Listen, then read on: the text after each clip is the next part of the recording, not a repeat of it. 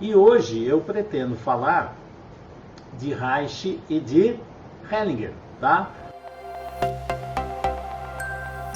E hoje eu vou falar de Reich e vou falar também de Hellinger. William Reich. William Reich, ele criou a análise do caráter. O Reich, ele entrou na psicanálise e aí, olha, ele está cheio de histórias, ele tem umas histórias trágicas, porque ele quando tinha 10 anos, então ele vivia, 10 anos não, na infância dele, ele vivia numa fazenda, o pai dele lá tinha uma fazenda, e aí ele não ia na escola, é o professor que vinha, chamado de preceptor. E aí o segundo preceptor dele teve um caso com a mãe dele. Já não existia mais ele não estava mais com esse segundo preceptor, era o terceiro, mas o pai desconfiou de alguma coisa, pressionou e o Reich acabou confessando que tinha visto realmente a mãe com esse segundo preceptor. Isso aí virou um caos, uma grande confusão. Isso aí foi em 1910, se eu não me engano. O Reich tem uns 12 anos por aí. E aí, quando isso aqui veio à tona, foi no comecinho, em janeiro de 1910, e aí o pai colocou o Reich em outra cidade para morar com parentes e aí para a escola. E aí teve uma relação horrível entre o pai e a mãe. E aí o que aconteceu? Maus tratos e brigas e confusões. E a mãe, em outubro de 1910, ela faleceu de suicídio. Tomou um monte de remédio e suicidou. Já era a terceira tentativa. Então você vê que a história do Reich já começa numa história de traição, de infidelidade, de violência, de submissão, de um monte de brigas. E aí o que acontece? Depois que a mãe faleceu, o pai começou a afundar também, ficou muito mal. E aí, em 1914, ele morre. Então ele começou a ter quebra financeira, pegou tuberculose, afundou e morreu. E nesse período, 1914, lembra o quê? Primeira Guerra Mundial, né? Quando começou a Primeira Guerra. Ele tinha 17 anos nessa época. Aí ele foi lá para a fazenda, que era uma fazenda que eles tinham lá, o pai, para tentar cuidar dessa fazenda, né? Porque sobrou só ele, o irmão que tinha 3 anos mais novo, o Robert. E aí o que aconteceu? Foi exatamente quando começou a Primeira Guerra Mundial, e aí os russos entraram lá, aquilo era no Império Austro-Húngaro, aí tem um monte de confusões. Ele não pôde ficar lá, que o exército russo foi entrando, já pernoitou na fazenda dele, aqui chegou uma hora que ele teve que sair. Aí ele foi para o exército, lá ao exército austríaco, e aí ele serviu até na Itália, se não me engano, ele ficou até o final da guerra, em 1918. Ele tenta voltar para a fazenda, só que infelizmente a fazenda, ele já tinha perdido a fazenda, porque a terra onde estava a fazenda já não era mais da região, aquilo por causa da guerra foi tudo embora, e também teve um parente lá que pelo jeito andou queimando tudo. Conclusão, terminou a guerra, ele estava lá sem fazenda, sem nada, e aí, graças a ele ser do exército, ele conseguiu entrar na Universidade de Viena. Começou por direito e depois ele foi, logo depois ele já entrou em medicina. Então em 1918, se não me engano, já estava fazendo a faculdade. Em 1920, veja, estudante de medicina ainda, ele já entrou na sociedade psicanalítica, porque chamava muita atenção aquele trabalho da psicanálise, principalmente da sexualidade, que interessava muito ele. E a partir daí começa o trabalho dele dentro da psicanálise. E o que aconteceu? A grande virada do Reich. O Reich o Reich, se você olhar, o Freud, ele é urbano. O Reich é da fazenda. É mais de movimento, é mais corporal. É até interessante saber disso, né? Porque até o trabalho que ele segue, no fundo, tem muito a ver com as dinâmicas que ele seguiu dentro da vida profissional dele. E o próprio Freud, num congresso de psicanálise, ele comentou sobre a técnica psicanalítica. A teoria era muito interessante, mas a parte prática, infelizmente, a coisa não estava tendo um bom resultado. Então, assim, tinham várias pessoas que não conseguiam resultado, e algumas pessoas conseguiam resultado, mas daqui a pouco aquilo voltava e não dava muito certo. Então, o próprio Freud fez um desafio para todo mundo para ver como é que podia fazer para melhorar a prática da psicanálise. E o Reich fez uma proposta muito interessante que o Freud adorou, que era juntar um grupo de psicanalistas para avaliar os casos que não funcionavam. Interessante, né? É avaliar os casos que, entre aspas, fracassavam para tentar encontrar o caminho do sucesso. Olha que interessante. Vamos lá ver o que está acontecendo, olhar realmente para aquilo.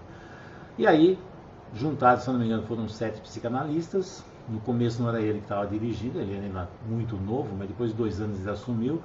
Isso aí durou em torno de 7 a 8 anos, esse estudo. E dentro desse estudo surgiu, quando o Reich ele começou a trabalhar, surgiu essa análise do caráter. O que ele observou?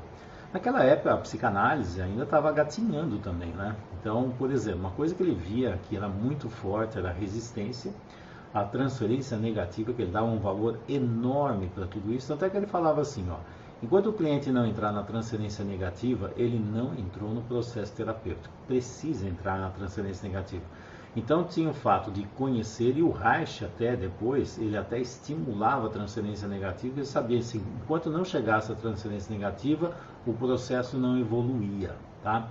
Bom, não vou ficar falando detalhes daqui, mas aí, dentro desse trabalho de pesquisa dos casos que não tinham tanto sucesso, ele acabou desenvolvendo a análise do caráter. Foi a grande contribuição do Reich para a psicanálise.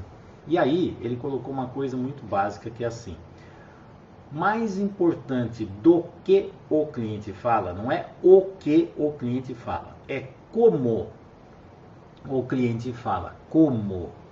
Como ele fala dá mais informações do que o conteúdo verbal. Veja, não é o conteúdo verbal, é o conteúdo não verbal. Esse como tem a ver com o quê? Com entonação, com gestos, com expressão facial, expressão corporal. Então o que aconteceu? O Reich, ele praticamente trouxe o corpo para a psicanálise. Não é ficar só isolado e ficar escutando e avaliando o conteúdo verbal. Não, é trabalhar com o não verbal. E aí o corpo entrou, tanto é que a grande mudança é, ao invés, segundo a psicanálise básica de Freud tinha uma característica esquizoide, então ele tinha uma certa dificuldade de contato. E ele conseguiu fazer o quê? Fazer uma excelente técnica, desde que não tivesse contato pessoal. Isso era um problema do Freud, mas desenvolveu a técnica. Aliás, todo o pessoal que desenvolve técnicas, abordagens, as abordagens têm a ver com o quê? Com os traços de caráter, o jeito das pessoas que criaram a abordagem. E aí, o Reich, ele vem para frente do cliente. E ao invés de ficar, até tinha uma frase típica assim, na psicanálise na época assim, associa, deita e associa, começa a fazer associação. E aí quando fala de Reich, fala que o início é assim, sente e respire. E aí ele fica atento e observando o cliente, ele olha para o cliente e vê o que acontece com o corpo todo quando o cliente está falando, porque ele está atento ao não verbal. E aí o corpo entrou na psicanálise. E o grande objetivo da análise do caráter era o quê? Você identificar os mecanismos de defesa que o cliente utiliza quando vai se expressar, falar alguma coisa importante de si mesmo, na relação com o outro. Todas essas características ele analisava para ver como é que o indivíduo fazia isso. E essa dinâmica de como o indivíduo faz é a análise do caráter. E nisso o que vai acontecer é assim, analisando o jeito da pessoa falar da sua dor, dos seus problemas e como ele faz a relação com o terapeuta, ele começa a identificar os traumas e que período da infância ocorreram esses traumas. Então, analisando as defesas que o cliente traz, ele sabe o tipo de trauma e a fase que ocorreram o trauma. Então, é uma técnica que era muito rápido para você fazer um diagnóstico. Então, coisas que às vezes você ficava anos tentando imaginar que trauma, onde é. Ué, só fazer análise do caráter você vai direto ao ponto. Então, vou dar um exemplo. Então, tem a fase oral, anal e genital. São fases de evolução da infância. Oral, anal e genital. Tá? Freud ele coloca genital lá em cima, quando entra na época de adolescência, apesar que não tinha nome de adolescência, mas é para lá. Mas nessa fase, ele põe a fase fálica, mas aqui eu coloco como genital. Fase oral, anal e genital. A genital seria dos 3 aos 5, alguns autores colocam 3 a 7, 3 a 6 e assim por diante. Então, na fase oral, é onde a criança é extremamente dependente, quando a criança ainda não consegue ter controle muscular autônomo, andar e explorar o mundo. Precisa desse grande cuidado. Na fase anal, onde tem controle muscular. Então, controle muscular já consegue andar. E depois, numa segunda fase da fase anal, é o controle de esfíncter, que é o controle de tudo aquilo que sai de dentro da criança. E aí depois vem a fase genital, que é a partir dos 3 anos, quando a mielinização, quer dizer, chega até os órgãos genitais e a criança começa a ter sensações genitais que é diferente. Não é mais igual a um dedo. O pênis não é um dedo, nem o clítoris é um dedo. As sensações mudam e chama a atenção demais da criança, as sensações estão acontecendo e a partir daí começa a ter a visão do menino e da menina. É a partir desse momento que entra realmente a função paterna, e aí tem pai e mãe, tem homem e mulher, tem casal, aí é uma outra dinâmica. Dependendo dos traumas nessas fases, é importante observar que os mecanismos de defesa têm trauma, se tem um trauma e não tem solução, então o trauma precisa do quê? A dor está aqui, aí a pessoa precisa criar algumas coisas para não entrar em contato com a dor. Por que não solucionou? Então, coloco algumas dinâmicas aqui que no fundo servem para esconder a dor. Entendendo como isso funciona, você chega na dor. Entendendo o tipo de mecanismo de defesa, então, por exemplo, tem 5 traços de caráter básico. 5 básico. É como nota musical, cor, é o básico. Agora, as combinações são praticamente infinitas, né? De 7 notas musicais, quantas músicas você conhece? E quantas músicas ainda vão existir no mundo? Um monte, né? Então, o que acontece? São 5 traços. Tem o esquizoide, o oral, o psicopata, o masoquista e o rígido. Cada um deles funciona de um jeito diferente. Por exemplo, o esquizoide, o trauma dele é no mundo intrauterino ou logo depois do nascimento, na entrada desse mundo aqui fora, em torno de 1 semana até 10 dias. Então, esse período, se tem algum tipo de trauma, que recurso um feto tem dentro do útero da mãe? Ligar para a avó, ligar para algum lugar, chamar o pai, chamar a mãe, chamar não sei o que, falar que está sofrendo, não dá, né? Então, o que esse feto faz em mecanismo de defesa quando a situação que o envolve não está tão agradável, não está confortável, a coisa está complicada? Ele desconecta. Então, quando você vê um indivíduo que desconecta, sabe aquele olho vago, assim, que parece estar olhando para o nada, ele olha para você, você não sabe se está olhando para você ou para lá, ele tem dificuldade de contato, ele mantém distância. Então, isso é uma característica esquizoide. Quando você vê um indivíduo com essa característica, pode procurar que tem um trauma no mundo intrauterino. Pode procurar, ou logo depois que nasceu, na transição.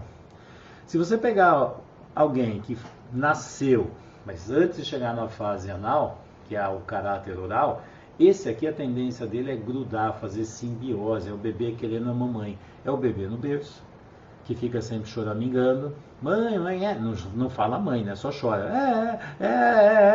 Ele fica parado, dependente que alguém faça alguma coisa, dá comida, troca a fralda, troca a roupa e assim por diante.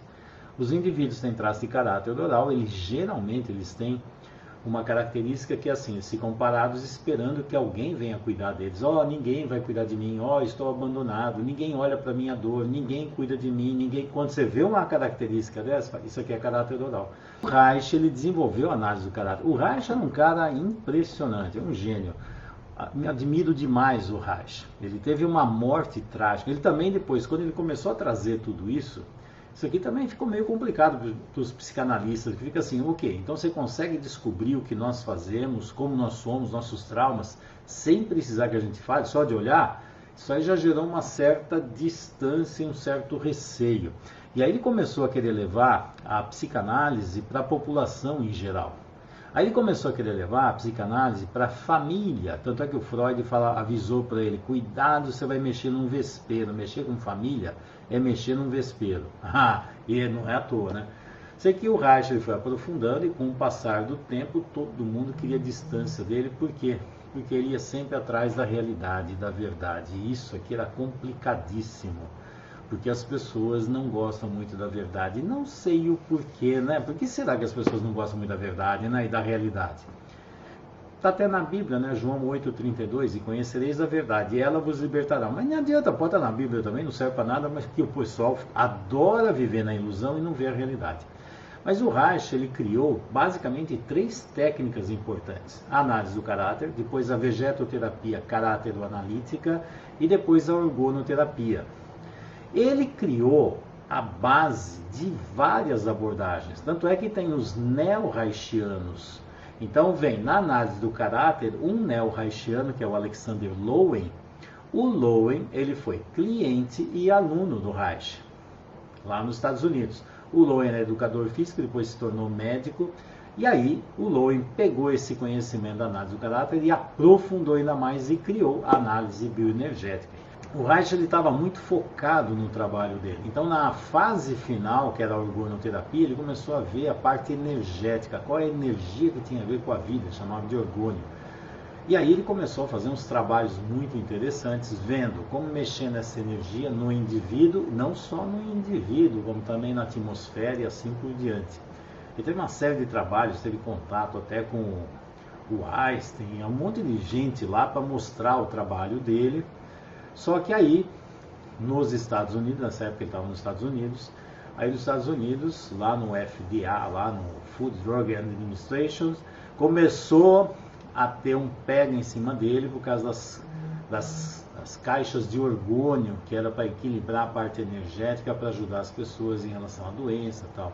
E aí, como não tinha comprovação científica, não sei o quê, mas tem uma lenda urbana nessa história, tá? Diz que o Reich foi preso por causa disso, mas tem uma outra teoria que não foi bem por causa disso, não. Diz que o pessoal da FBI estava atrás dele para ver como é que ele estava usando os equipamentos para mudar a atmosfera e trazer chuva e fazer umas coisas. Isso aí o pessoal ficou muito interessado para ver como é que ele poderia mexer em algo interessante. E parece assim que ele foi preso, foi interessante. Se ele fosse preso só pela caixa de orgônio, o que aconteceu? Ele foi preso e todas as obras, tudo que ele tinha escrito, foi tudo preso, guardado e só foi liberado depois de 50 anos, se é que foi liberado tudo, né? Porque, mas por que precisava esconder tudo isso aqui? Se o cara está preso, pronto. Não, pegaram tudo e aquilo virou top secret. Quer dizer, ninguém podia ter acesso a nada daquilo. E aí parece que o governo americano utilizou algumas coisas desse conhecimento dele para tentar mexer no clima, como uma arma de guerra, não sei o quê. Umas coisas, bom, aí já vem lenda urbana, não sei. Bom, mas é uma história complicada. O Reich, cada vez que ele chegava em algum lugar, ele começava a mostrar as coisas, o pessoal não queria ver a realidade, expulsava ele, dava um jeito de sumir com ele.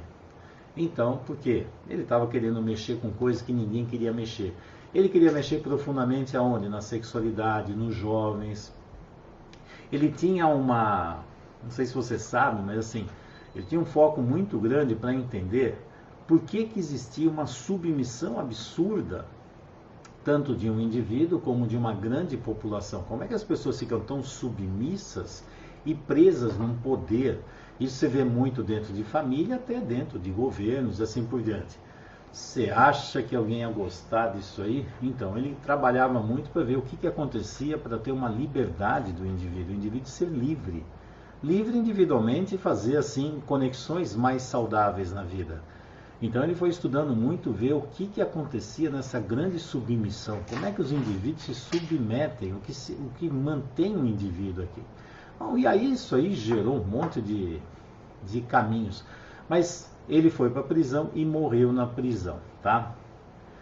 Tem outra lenda urbana diz que ele morreu, tem outro que diz que morreram ele na prisão. Então, porque tinha algumas coisas estranhas lá, conhecimentos que... Mas, conversas que aí, não sei. Eu só estou colocando aqui só para você conhecer as histórias. O Hellinger eu não vou falar então, porque nem vai dar mais tempo. Mas vai ter essência sistêmica. O Hellinger, ele trouxe a abordagem sistêmica, só para dar uma dica assim, né? Nunca sai do nada, né? O Hellinger, ele também esteve na guerra, olha que interessante, só que foi na Segunda Guerra. E aí, o Hellinger, na Segunda Guerra, peraí, agora estou fazendo confusão aqui, se foi na Segunda mesmo, acho que foi na Segunda. Ele foi preso, então era soldado, foi preso e quase não atuou na guerra. Assim que ele já foi preso, ficou num campo lá de prisioneiros. E assim que acabou a guerra, ele se dedicou muito na Igreja Católica, ele acabou sendo missionário e foi lá para a África. E aí, nos Zulus, na tribo dos Zulus, ele viu uma coisa que chamou demais a atenção dele. A harmonia que existia naquela tribo no meio do mato. E ele não via aquela harmonia na Europa, que seria o pessoal civilizado. E ele começou a estudar o que acontecia, como é que essas pessoas podiam ter essa harmonia se não tem tanto conhecimento terapêutico, não eram terapeutizadas, não eram nada. O que acontecia? E aí ele começou a observar as dinâmicas sistêmicas, aí descreveu as leis sistêmicas, ele já era terapeuta, aí começou a aprofundar.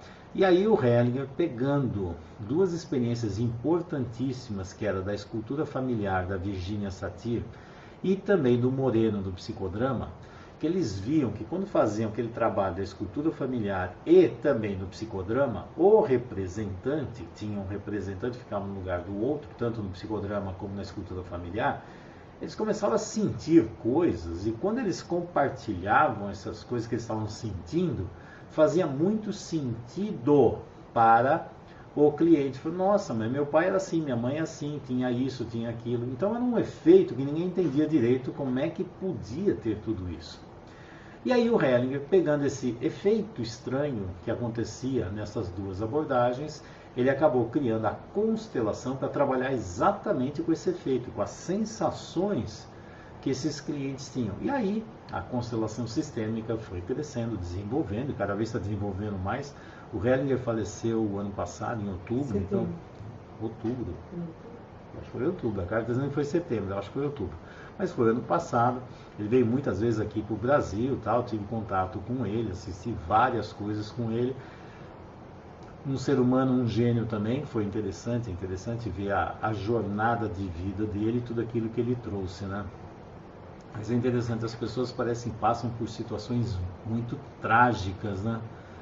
Eu acho que essas situações trágicas, esses traumas, ajudam a formar esses profissionais para lidar com tudo isso. Bom, aí já é conversa minha. A Sônia está perguntando uma coisa que é interessante porque associou uma outra coisa. Zumbido no ouvido direito. Sabe quem tinha muito zumbido, Sônia? Você está bem, não sei se é você, mas assim, quem tinha zumbido no ouvido era Hipócrates. E aí, ele não sabia como lidar com aquele zumbido atrapalhava demais, principalmente quando ele atendia. Sabe o que ele fez? Ele começou a atender ao lado de uma cachoeira. Até estava escutando o barulho da chuva, e quando você fez essa pergunta aqui, imediatamente me trouxe essa história. Então Hipócrates, com esse zumbido no ouvido, que atrapalhava muito, ele foi para a natureza, e ele atendia ao lado de uma cachoeira. E o som da cachoeira ajudava aquele zumbido não incomodar. Toda vez que você tem, agora vamos lá, vamos para a pergunta aqui. Ouvido, toda vez que você tem ouvido, olho, tudo que é contato com o mundo aqui fora, que é do ectoderma, quem está fazendo o curso do Corpo Consciência e o pessoal do Consciência Sistêmica sabe do que eu estou falando, que é assim, quando você está dentro do útero da sua mãe, que você está um embrião formando os órgãos, você tem 3 camadas. Do ovo formam 3 camadas: ectoderma, mesoderma e endoderma. Tá? Ecto é fora, meso é meio, endo é dentro. E aí forma 3 tubos. Ecto fora, meso no meio, endo dentro. 3 tubos. Desses 3 tubos surge o seu corpo. Do tubo do ectoderma vem o sistema nervoso e órgãos dos sentidos. Olha só. Então, quando você está falando de algo que tem a ver com o ouvido, então assim, é uma conexão sua com o mundo aqui fora. Frequentemente, quando tem o que tem aqui, sempre por trás da doença, tem o que? Traumas emocionais. O que será que você ouviu ou ouve e não gostaria de ouvir? Porque muitas vezes, quando tem uma barreira, uma forma de barreira, então assim, ou eu deixo de ouvir, ou eu crio dificuldades para que esse som entre. Então, isso é uma forma de barreira para não ouvir o que está aqui. E ouvir é uma coisa interessante, que assim, ouvido não tem como fechar, mesmo se você apertar aqui. Por quê? Naturalmente, o olho eu posso fazer isso aqui e fecho, a boca eu fecho. Aliás, o nariz também não tem como fechar, não é só o ouvido, né? É o nariz também, porque você vai sentir o cheiro e vai ouvir. E o que a criança ouve que incomoda demais? Principalmente falas estranhas e agressivas da mãe, brigas do casal e assim por diante. Então, frequentemente, toda vez que tem esse tipo de dinâmica, sempre nós buscamos o quê? Traumas infantis que não foram elaborados, não foram solucionados. Tem alguma coisa acontecendo aqui. Então, para identificar isso aqui, seria interessante investigar que tipo de barreira e para que teve essa barreira aqui. E é interessante que fica ouvido direito, ouvido esquerdo. Muitas vezes assim fica. Aí já não é isso aqui, não é exato, não tem ciência exata, mas geralmente assim. O lado direito geralmente tem a ver com a figura paterna, o lado esquerdo tem a ver com figura materna. Como é que é a relação do seu pai com a sua mãe? Como é que é a relação entre os dois? E você com cada um dos dois individualmente? Que histórias você carrega conscientemente? Que histórias você carrega inconscientemente? Aí é questão de começar a entender o que está acontecendo aqui. Andréia, boa noite. Pólipos e câncer intestinal, qual é a dinâmica? Geralmente o câncer intestinal praticamente não existe. Eu, sinceramente, na minha vida como profissional, eu sou gastrocirurgião, eu só vi 2 casos de câncer no intestino delgado. Basicamente, todos os cânceres do intestino é intestino grosso, que é o cólon, reto, colo sigmoide, reto e ânus. Então, nessa região que é onde vai sair aquilo que não serve mais, as coisas que já não servem mais devem ir embora.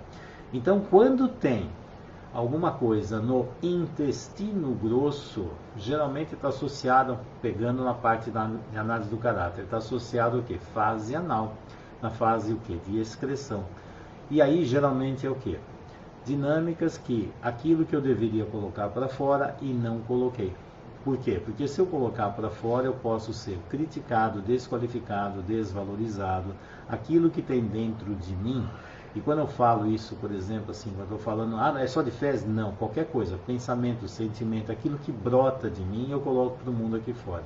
Simbolicamente, vai muito para o intestino grosso, que é a fase exatamente do controle, que você controla aquilo que sai de dentro de você. Inclusive, isso aqui é a base da inteligência emocional, mas eu não vou entrar demais nessa história aqui, tá? Então, o que acontece?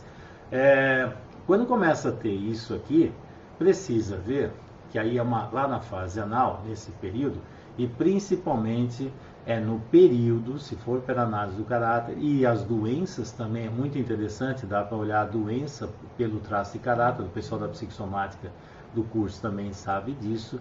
Então, quando você vê uma dinâmica dessa, já sei, provavelmente ali naquele período, entre 2 e 3 anos de idade, nessa relação com a mãe, quando a mãe dá um significado para tudo que aquela criança põe para fora, como ela se expressa, as atitudes dela, as dinâmicas que ela tem e, literalmente, as fezes, xixi, assim por diante.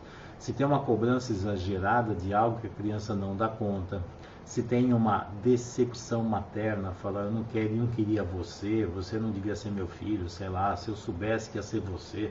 Sabe aquelas histórias que vira e mexe você escuta? Eu escuto de monte essas histórias. É só sair na rua, em shopping, em mercado, muitas vezes eu fico escutando essas histórias. Falo, nossa, está criando mais um masoquista aqui.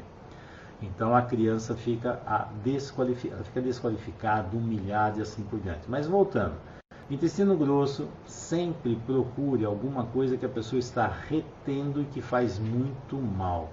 E toda vez que tem câncer em si, tem algo assim, dificuldade de falar não para o mundo aqui fora.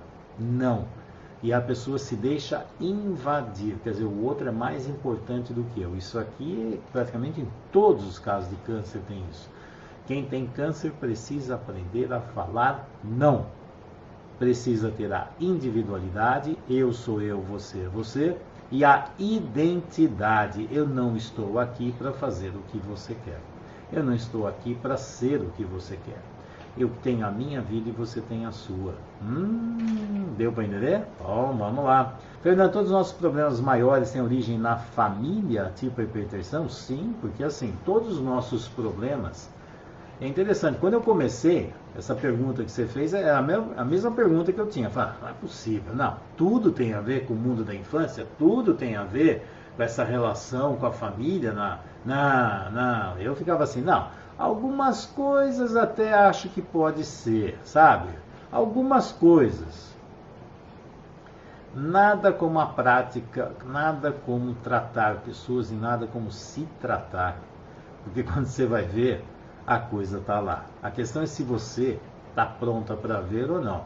Porque a cabeça vai falar, não, a cabeça não entra em contato com isso aqui, mas quando você vai ver, tem.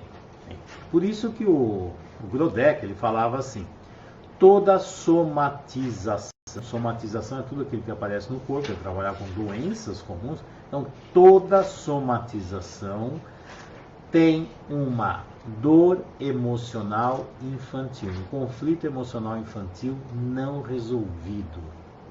E é interessante, e aí o que acontece quando entra sistêmica, a questão aí vai até mais longe a raiz do problema, porque não é só na infância. A questão é, se apareceu na infância, pode procurar, que isso tem emaranhamentos familiares que vêm de gerações do passado, não é nem só na infância, é mais longe ainda. Então a infância você já é difícil identificar. Aí chega e fala assim, achou na infância? Pode procurar que isso aqui está também no sistema, veio lá de longe. E é lá que está a raiz. E se você souber tratar o mais profundo possível na raiz, a solução é bem melhor. Se você não souber mexer na causa, por isso tem dois tipos de tratamento. Tratamento etiológico e tratamento sintomático. Tá? O que é um tratamento sintomático? Sintomático é assim, eu vou no médico e falo, doutor, eu estou com dor de cabeça, tá bom, remédio para dor de cabeça. Doutor, estou com febre. Tá bom, remédio para a febre.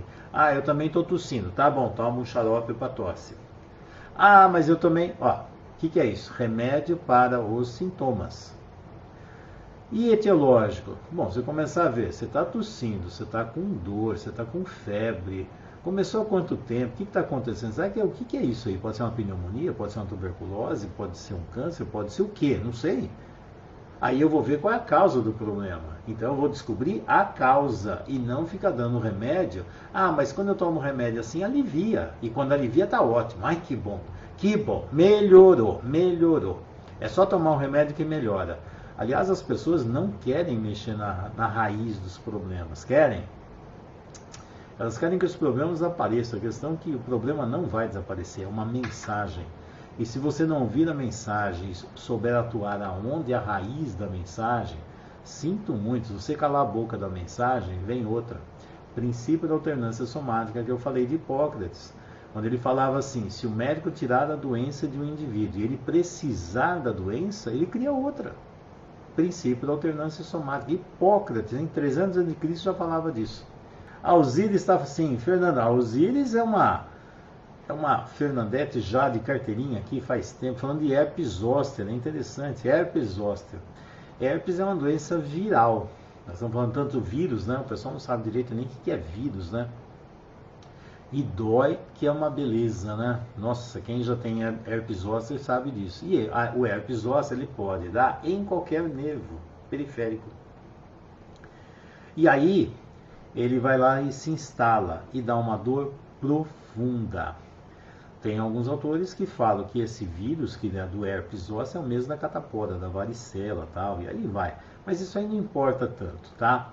Então, esse vírus que está lá e que afeta esse nervo, o mais importante não é o vírus em si, e sim a dor e a limitação que esse cliente tem. Toda vez que tem uma dor profunda que limita algo, veja, limita, não permite que você siga, então te trava e te chama atenção para aquela região, tem uma mensagem vindo aqui. O que será que você precisa ver dentro de você, a sua própria dor? Aliás, isso aqui é informação para todas as dores, todas as doenças, mas tem dor que é terrível, que vai fazer você olhar, entrar em contato com isso. e vai ser o foco da sua vida. A dor é tão forte que você não tem como olhar para outras coisas. Aliás, agora nós estamos passando uma situação muito interessante, tem tudo a ver com doença, né? A doença o que é? Exatamente, faz o quê? Faz você ficar olhando para si mesmo. Está todo mundo hoje dentro de casa olhando para si mesmo, não tá? Está todo mundo tendo que entrar em contato. Ó, essa é uma doença da humanidade. Tem a doença do indivíduo, tem a doença da humanidade. Vai ter que entrar em contato com o medo da morte, o contato com as pessoas. Eu fico seguro, aprisionado dentro de casa, ou eu saio para a rua e faço contato com o mundo? Qual é a situação dessa? E nós estamos, no fundo, o ser humano está precisando olhar para si mesmo, que ele estava tão fora de si mesmo, tão fora, que está na hora de olhar para dentro e dar valor a um monte de coisa. Leila Castro está aqui. Um marido que espera tudo do pai culpa o pai dos seus fracassos e não se estabelece financeiramente. Ué, é mais fácil, né? Fácil culpar o outro e não tomar atitude nenhuma, né? Então, assim, é um marido que ainda ele está numa postura adulta ou infantil. E é interessante, né? Porque quando critica o pai, provavelmente é um belo filhinho da mamãe. Todo homem que fica criticando o pai e falando que esse pai não presta, provavelmente essas informações chegaram por onde? Bom, pela mamãe. Ah, mas se o pai não presta? Pode ser, o pai não presta, porque será que essa mulher foi se relacionar com um homem que não presta e foi ter filhos com ele? Para depois falar assim, o seu pai não presta. Aí se o pai não presta, você só tem uma opção, ficar com quem?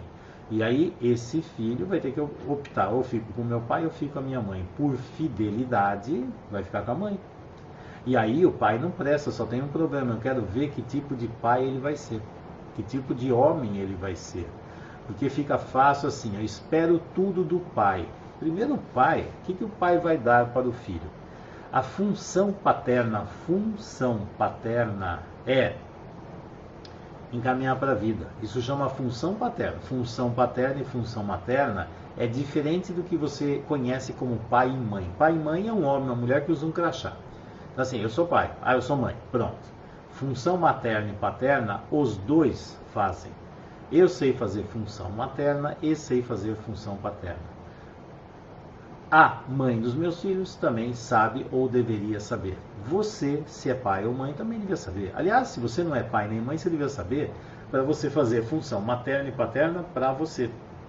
Toda vez que eu fico criticando, eu adulto, criticando os meus pais, o que eu estou fazendo? Eu estou me pendurando neles, estou esperando que eles me deem coisas que eles não me deram, não assumo responsabilidade sobre a minha vida e digo que a culpa é do outro. Se a culpa é do outro, eu sou inocente. Então qualquer porcaria que acontecer na minha vida, a culpa é do meu pai, é da minha mãe, seja lá o que for.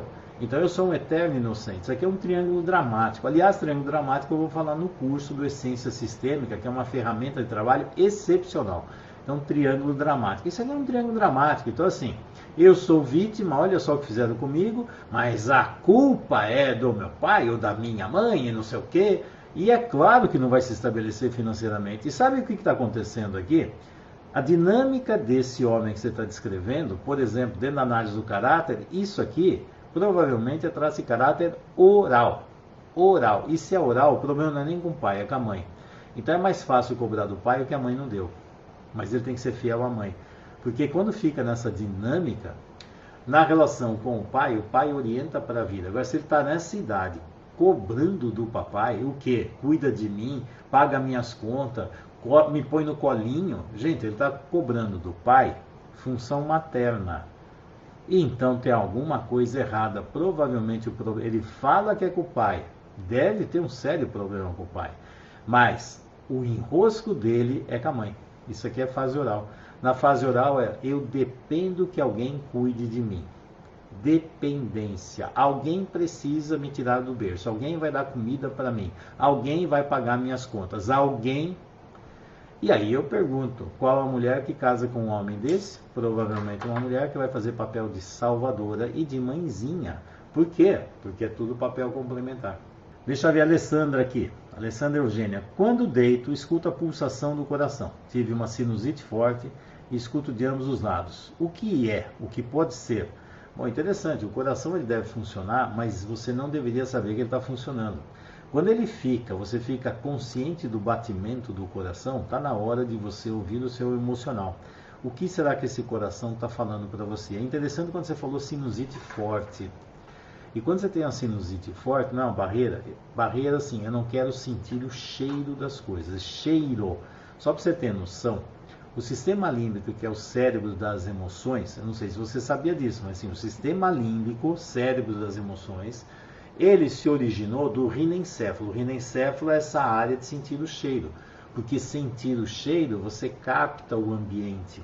Os animais, por exemplo, na floresta, eles têm um faro muito maior do que a visão. Por quê? Porque não dá para enxergar nada, mas se ele sentir o cheiro, ó, tem o cheiro de um predador que está vindo daqui, vaza porque tem alguém chegando aí. Mas eu não estou vendo, aí você acha que você vai ver? Está no meio da floresta.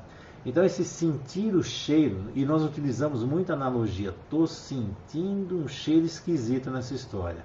É interessante, é verdade, esse sentir o cheiro é muito interessante dentro dessa simbologia. Lembra quando eu falei de Grodeck, que a doença é simbólica, o corpo é simbólico? Quando tem uma barreira aqui, ó, é para não sentir, ver é mais a cabeça, a mente. Aqui, nariz, sentir. Aqui. Tem alguma coisa errada acontecendo aqui. Aí, de repente, eu travo, fecho tudo isso aqui. Bom, fechei. Aí o que acontece? Começa o coração tum, tum, tum. Tá na hora de olhar que dinâmica é essa que está para baixo do pescoço, que são as sensações, mundo emocional, que você está precisando entrar em contato e as coisas estão aparecendo. Então, parar de sentir não adianta, porque aqui dentro a coisa está brava. Tem alguma coisa acontecendo aí que precisa ser mexida em você em relação ao sistema que você está. E a base dessa história veio da infância, pode ter certeza, mas você, como todo mundo, neurótico, está vivendo no mundo atual dinâmicas semelhantes aos traumas da infância. Conclusão, todo neurótico vive no dia a dia os traumas da infância e nem percebe. Por quê? Porque ele sempre está girando em torno do trauma. Sempre. Aquilo que eu vivi, sei lá, com a minha mãe, depois eu falo que é meu pai, meu professor, meu chefe, meu amigo, é meu marido, meu filho, quando vai ver, não, essa dinâmica é lá de trás. É lá de trás, mas eu estou repetindo hoje um trauma do passado que eu não tenho consciência. Ah, então agora o problema é com meu marido. Sei, separa do marido e arruma outra, daqui a pouco, não, o problema é com ele de novo, tá vendo? Olha como é que ele é. Então, troca. Ah, tá vendo? Ó, todos os homens são iguais. Tem, todos os homens que você tem são iguais. Você vê sempre a mesma coisa.